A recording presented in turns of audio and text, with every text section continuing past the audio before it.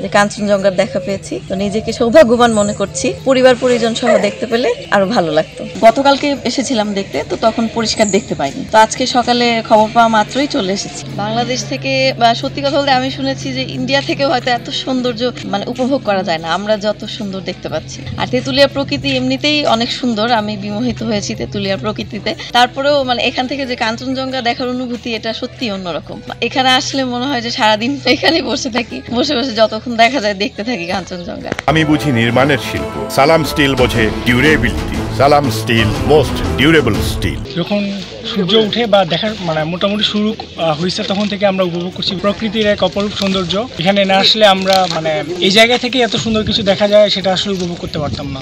আমি মনে করি যে এখানে আসলে আসলে প্রকৃতির অনেক কিছুই মানুষ দেখতে পারবে বা উপভোগ করতে পারবে।